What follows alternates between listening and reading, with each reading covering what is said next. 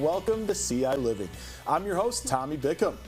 The Wildlife Medical Clinic at the University of Illinois provides care and treatment to sick, injured, and orphaned wild animals. Joining me today for a trivia contest about wildlife in their wintertime program, it's coordinator Sydney. Thank you for being here, Sydney. Yeah, thanks for having me. So great to have you here, and this is perfect because it's been a very cold week. Yes, it has. It's been so cold. So I know you guys help out the wildlife, but if someone is not familiar with U of I Wildlife Medical Clinic, could you tell us what you guys are all about? So we're a nonprofit. We run on donations. We take all native wildlife except for bats and skunks.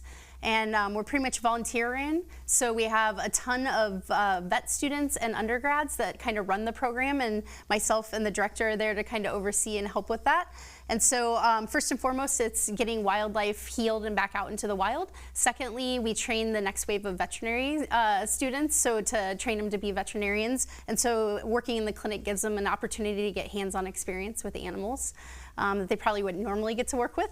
And then third, we go out and we give education outreach programs. So we take, we have 12 ambassador animals, and we take those animals that are non-releasable, they're in our program, and we take them out and to the community, to like libraries, schools, all sorts of things, so that we can have people get a respect for wildlife. So. Oh, that's so cool. So yes, so much you know a lot about wildlife, and today I know we've got to do a trivia contest about the wildlife, and just is so wild that you're coming in this week. My buddy actually posted this video of a squirrel like sitting on his porch in just the snow that fell like last week, and it's just like that was the first thing I thought of. I was like, how is that squirrel surviving? So, all right, so let's do this trivia contest, and let's talk a little bit about it. It is so we have a couple questions here. Let's start with our first question.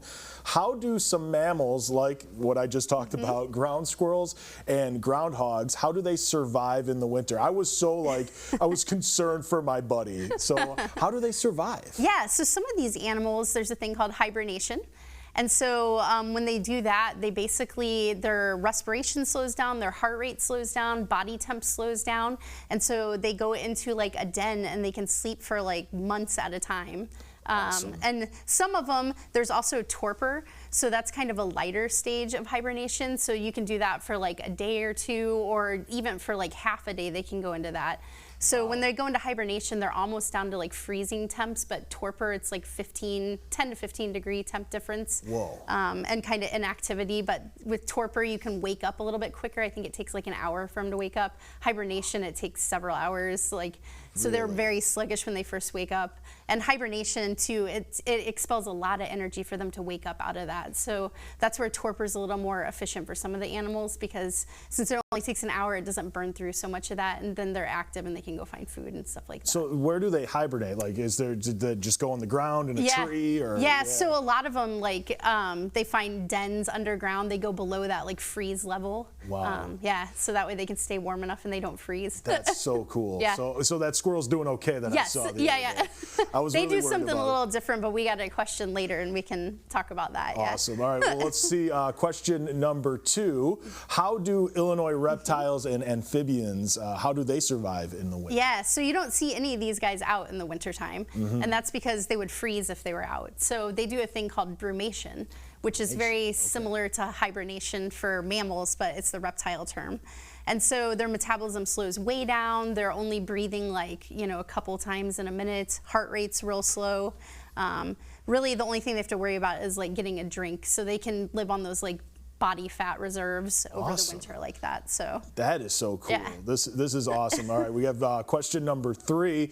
Let's take a look at which is our next question about. It is, what do some bird species do to avoid the cold winter? So birds. How do they deal with this? How do they avoid it? So we see like seasonal bird changes, right? So like sometimes there's no robins and then they show up. Right. So where do they come from? So these guys, they like to migrate. So there's a lot of different bird species that migrate. So I had a couple of pictures like the geese, hummingbirds are a big one, and some of them just do very short migration. Some do really long ones. So some fly like thousands of miles across the ocean to get to different places in the world. Wow. So in a lot of that is just so they're finding different food sources and then getting out of that cold weather. And a lot of them them move for breeding seasons too. So love it. Yeah, so it's mainly food and breeding is what triggers that. So cool. Yep. Our final question, we got one more, and this one: how do animals survive the cold, snowy winters in Illinois? How do they survive? Yeah, so if they're not doing those strategies we talked about earlier, so a lot of them, like squirrels, they get thicker fur. Raccoons, like all of those mammals, they'll grow a thicker coat in. A lot of them, you see the squirrels hiding all those nuts and other food that they find, so they can go back and rely on those. A lot of them build up fat reserves. For birds, a lot of the times you might see them really fluffed up, so when they fluff those feathers out, it traps warm air under there. And same if they get too hot, they can raise them up and let cold air, let it come out like that and release some of that heat.